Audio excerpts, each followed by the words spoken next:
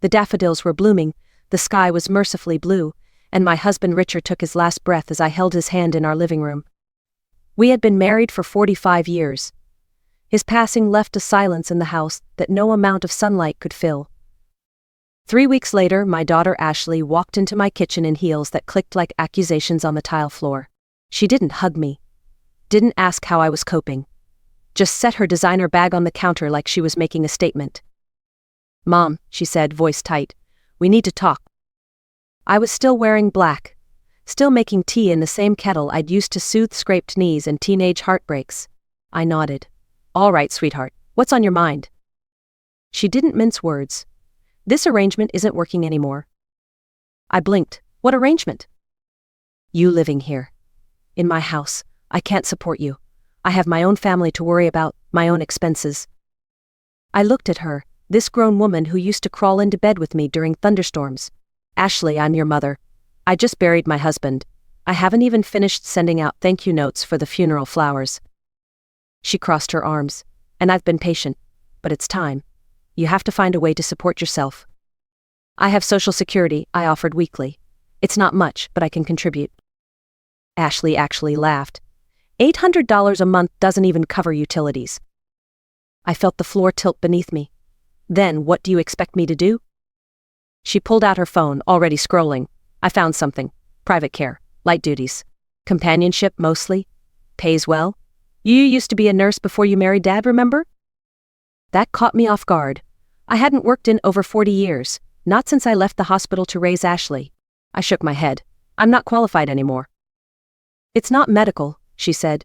"You just help with meals, errands, conversation. I already sent your information. You have an interview tomorrow." "And if I say no?" I asked quietly. Ashley met my eyes with a look that made my stomach twist. "Then you'll need to find another place to live." The kettle whistled behind me. I didn't move. She added, almost as an afterthought, "I'm sorry, Mom, but I can't carry you forever." When she left, I sat alone at the kitchen table. The home Richard and I built felt like a stranger's house. I was 68, grieving, and suddenly homeless unless I agreed to work for a man I didn't know. That night, I said yes. The next morning I stood in front of a wrought iron gate taller than my old house.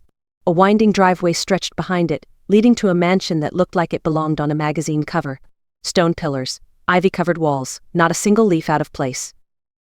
I clutched the address Ashley had texted me, my fingers trembling slightly. This was where I was supposed to work, or live, or survive. A voice buzzed through the intercom. "Mrs. Brooks." "Yes," I managed to say. The gate opened slowly, as if measuring my worth. A woman in her 50s greeted me at the front door, neat gray bun, blazer so crisp you could hear it move. "I'm Clara, Mr. Whitaker's house manager. Come in." Inside it was marble floors and chandeliers, oil paintings and the scent of fresh linen. Everything gleamed. Everything whispered money. Clara led me down a hallway lined with portraits, serious faces, old wealth. "Mr. Whitaker is in the library. He'll see you now." Before she opened the doors, she paused. "Just so you know, you'd be the 18th caregiver in 2 years." 18th? I echoed. She gave me a polite smile. "He's particular." The double doors opened to reveal a library larger than most churches. Floor-to-ceiling shelves, a grand piano, and in front of the window a man in a wheelchair, back turned, watching the gardens. "Mr. Whitaker," Clara said. "This is Nancy Brooks." He turned slowly, and my heart stuttered. He looked older than I remembered. His silver hair was neatly combed, his posture straight despite the chair. But his eyes were the same piercing blue I had once dreamed about for years. I didn't breathe. He looked at me and blinked, just once. Something flickered in his face. Recognition? Doubt? "Mrs. Brooks," he said. His voice was deep, deliberate, laced with something I couldn't name. "Please, have a seat." I sat across from him, pretending I wasn't shaking. Clara added, "Mr. Whitaker requires assistance with daily activities. Meals, mobility, light housekeeping. The position includes room, board, and a generous salary." I nodded. He studied me. "Clara said you were a nurse once." "Yes," I replied. "A long time ago." "And your husband?" he asked. "He passed recently." I hesitated. 3 weeks ago." "I'm sorry." Thank you. There was a pause, heavier than silence. Then he said, "Have we met before, Mrs. Brooks? You seem familiar." I forced a polite smile. "I don't think so." But something in his voice, the way he said familiar like it was sacred, made me question everything. Because I knew I'd seen those eyes before. A lifetime ago. In a town I hadn't dared think about in decades. I left the library with the job, and a storm rising in my chest. That evening, Clara showed me to the guest quarters, though guest hardly seemed accurate. The suite was bigger than my entire first apartment. Plush carpet, French doors leading to a private balcony, a bathroom lined in marble. But luxury couldn't quiet the pounding in my chest. I unpacked slowly. Just 3 boxes. Ashley had only let me take what could fit in the trunk of her car. Clothes. A few framed photos. My jewelry box. At the bottom of the 3rd box was something I hadn't meant to bring. An old leather photo album, its spine cracked and corners curled from age. I must have packed it by accident during the blur after Richard's funeral. I sat on the edge of the bed and opened it. The first pages were safe. Wedding pictures. Ashley's baby photos. Trips to Yellowstone. Thanksgiving dinners. A careful record of a careful life. Then I reached the older album, the one I never showed anyone. Faded blue cover. A ribbon bookmark, still tucked at the back. Inside, the life before Richard. Before marriage. Before expectations. My heart caught on page 12. There I was, 20 years old, in a yellow sundress I'd sewn myself, laughing mid-spin. And beside me, his arm around my waist, was a young man with dark hair and eyes the color of dusk. Jimmy Walker. My Jimmy. Or rather, James Whittaker. I stared at the photo for a long time, the air heavy with memory. We'd met in Ridgewood, a sleepy mountain town where summers felt endless and futures felt possible. Jimmy had been a dreamer, talking about real estate empires and big city skylines while we sat by the lake sharing cherry cokes. He had promised to come back for me once he made it. And he had, only 48 years too late. I turned the pages with trembling fingers. More pictures. At the fair. On my porch. At the train station the day he left, his hand on my cheek, swearing he'd return in 2 years. He never did. Or so I thought. Tucked behind the last photo was a letter. Folded, yellowed, sealed with time. I didn't have the strength to open it. Not yet. All I could do was stare out the balcony window, wondering if the man downstairs, the cold, sharp, unyielding Mr. Whittaker, had once been the same Jimmy who made me laugh until my ribs hurt. And if so, what had happened to him? The next morning I found James in the conservatory, sipping coffee with surgical precision. The sunlight cast soft halos around the silver in his hair. He didn't look up as I entered. "Good morning, Mr. Whittaker," I said. His eyes flicked toward me. "Mrs. Brooks." I set his coffee on the side table and adjusted the newspaper he hadn't touched. "Did you sleep well?" I asked, trying to steady my voice. "No," he said bluntly. "Did you?" I hesitated. "Not really." He watched me for a long moment. "Have you ever been to Ridgewood?" The question landed like a hammer to the chest. I stared at him, heart thudding. I'm not sure." "There was a place called Murphy's Diner," he continued. "Cherry pies, red booths, and a lake just down the road. Do you remember?" My knees nearly buckled. I forced a smile. "You must be confusing me with someone else." But he wasn't buying it. James leaned forward. "You wore a yellow dress," he said, with a bow at the waist. "You always look beautiful in yellow." I sat in stunned silence. The words stole the air from my lungs. There was no more hiding. "You're Jimmy Walker," I said quietly. He nodded once. "And you're Nancy Allen." Hearing my maiden name on his lips nearly undid me. "How?" I asked. "How did we end up here decades later in this house?" James turned his gaze toward the garden. "I came back, Nancy, just like I promised. I'd made my fortune. I bought a house. I wrote you, told you I was coming." I swallowed hard. I never got any letter. He looked down at his hands. I found out later that my partners had intercepted them. They didn't think a small-town girl would fit the image we were building. They said love would only slow me down. I felt sick. "I thought you'd forgotten me," I whispered. I waited, but when nothing came, I thought. "I never stopped writing," he said. "I never stopped hoping." I reached into my pocket and pulled out the letter I had found the night before. My fingers shook as I unfolded it and handed it to him. He scanned it, and when he looked up again, his eyes glistened. "That was the last one I sent," he said. "The one where I told you I was coming home." "I got it," I whispered. 3 weeks after I married Richard." Silence stretched between us, thick, heavy, filled with all the years we'd missed. "I loved you, Nancy," James said. "I still do." "I loved you too, Jimmy." For the first time in decades, the past didn't feel like a closed door. It felt like a hallway leading somewhere neither of us had dared go. Until now. The days that followed felt surreal. James didn't speak of our past again, not directly. But something had shifted. He no longer barked orders or corrected me over breakfast tray placements. He asked about my morning. He listened when I spoke. And then, one evening after dinner, he wheeled into the sitting room and said, "I'd like you to move into the main wing." I blinked. "The master suite?" "Not as staff," he clarified. "As my companion, my equal, whatever you'd like to call it." I stared at him, heart thudding. "You're serious?" "I've never been more." I hesitated. "James, this isn't going to be simple. My daughter Ashley, she doesn't know anything about us. If she finds out, she'll make noise." James leaned back in his chair, eyes sharp. "Then let her." I didn't answer. Instead, I asked, "Why now? Why offer me this?" His voice softened. "Because life has a cruel way of giving us only one more chance, and I don't want to waste mine." I sat in silence for a moment, feeling the gravity of it all. Then he surprised me. "Nancy," he said carefully, "I have to ask, are you here because of me, or because I have money?" The question sliced clean through the air. I stood up, crossing the room. "If that's what you think of me, then maybe this was a mistake." "No," he lifted a hand. "I had to ask. When you live like I have, surrounded by people who see your bank account before your name, you start to question everything, even what feels real." I stared at him. Then I said, quietly but clearly, "You can leave every cent to charity, James. I don't want your money. I want you." Relief crossed his face like sunlight breaking through clouds. "I'm sorry." "Don't apologize," I said. "Just don't ask me that again." He smiled, the kind that reached his eyes. And that night, for the first time since Richard's death, I didn't feel like I was surviving.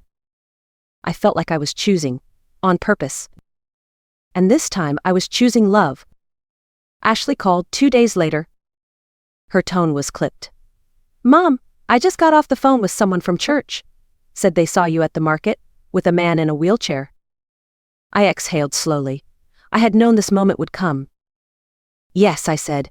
"That's James Whitaker. I work for him." There was a pause. Then, "Work for or something else?" The contempt in her voice made my skin crawl. "We were buying ingredients for a cake. I mentioned missing one from my childhood. He wanted to surprise me." Ashley scoffed. "So now you're baking with billionaires?" I didn't respond. "I hope you're being careful," she snapped. "This isn't some fairy tale. This is real life, Mom. And you're walking straight into something you don't understand." "You don't understand, Ashley? Not everything is about money." She ignored me. "We need to talk. Face to face." James was in the room with me. He raised an eyebrow and mouthed, "Invite her." I sighed. "Come by tomorrow at 2. James will be here." The next afternoon she arrived in a crisp black pantsuit, lips tight, eyes scanning every inch of the estate, like she was evaluating it for sale. James had insisted on meeting in the study. "If she wants to treat this like a business negotiation," he said, "we'll match the tone." Ashley sat across from him, legs crossed, trying to look composed. "Mr. Whitaker," she began, "thank you for agreeing to meet. I'm only here out of concern for my mother." "I see," James said. "She's vulnerable," Ashley continued. "She just lost her husband. I'm worried she's mistaking gratitude for something else." James was calm. "And what exactly do you think is happening?" Ashley smiled tightly. "It's unusual, isn't it? A caregiver living in the employer's quarters. People will talk." James's expression didn't change. "Let them." Ashley pressed on. "What happens when this ends? When my mother's no longer needed?" James leaned back. "Your mother is not a temporary convenience. She's someone I care about deeply." Ashley blinked, thrown off for a moment. "And as for money," he continued, I've already updated my will. Everything I own will go to charity. Her face paled. Excuse me. Nancy won't inherit a penny. I sat in stunned silence. He hadn't told me that. Ashley stood abruptly. So what is this then? A late life fling? A performance? No, James said firmly. It's love. Old, stubborn, and very real. Ashley's voice cracked. You're making a mistake. James looked at me, then back at her. I made one mistake 48 years ago. I'm not making another. Ashley turned, furious. Don't expect me to pick up the pieces when this falls apart. The door slammed behind her. And in the silence that followed, James reached for my hand. Are you all right? He asked. I nodded slowly. Yes, I said. I think I finally am. 3 weeks passed without a word from Ashley. Then, one morning, Clara appeared in the conservatory where James and I were having tea. There's someone at the front door asking to see you, she said. Your daughter. My heart stuttered. James looked at me. Do you want me there? Yes, I said, but let me lead. We found Ashley in the formal living room, standing stiffly by the fireplace. She looked thinner, paler. Her usual air of control was frayed at the edges. Mom, she began, voice softer than I expected. I heard about the wedding. James and I had married the week before. A quiet ceremony. No fanfare. Just two people reclaiming a chapter they never got to finish. It was lovely, I said simply. Ashley's eyes dropped to our joined hands, and for a moment, she looked like a child again, confused, angry, and frightened of something she couldn't name. I've been thinking about what you said, she murmured, about love, and things not really ending. She paused, then added, I found letters. Dad's letters. I stared at her. What kind of letters? To a woman named Linda, from 2 years before he passed. The words struck like lightning. Dad was? She nodded. He was having an affair. The room went quiet. I didn't know how to tell you, she whispered. I was angry at him, and I took it out on you. James reached for my hand, grounding me in the moment. I looked at my daughter, my complicated, wounded daughter, and saw what she hadn't been able to say before. She hadn't just been cruel. She'd been heartbroken. I'm sorry, she said, voice cracking. I know, I whispered. And for the first time in months, we sat together, not as enemies, but as two women carrying truths they didn't ask for. Ashley stayed for 2 hours that day. We didn't resolve everything. Some things couldn't be smoothed out in one afternoon, but she apologized sincerely, and she listened. She asked about James, about how we found our way back to each other, about what it felt like to love someone across half a century. When she left, she hugged me, not the stiff, formal kind we'd exchanged at funerals or holidays, but a real hug, one that said she was trying. Weeks passed. She called occasionally, sent photos of the kids, asked if she could bring them to meet James. And one Saturday she did. Watching James teach my grandsons how to shuffle a deck of cards like a Vegas dealer made something in my chest loosen. For the first time in a long time, I felt whole. 6 months after our wedding, I stood again in the conservatory, the morning light pouring through the glass walls. James was reading beside me, the gold band on his finger catching the sun. Mrs. Whitaker, Clara called gently from the hall.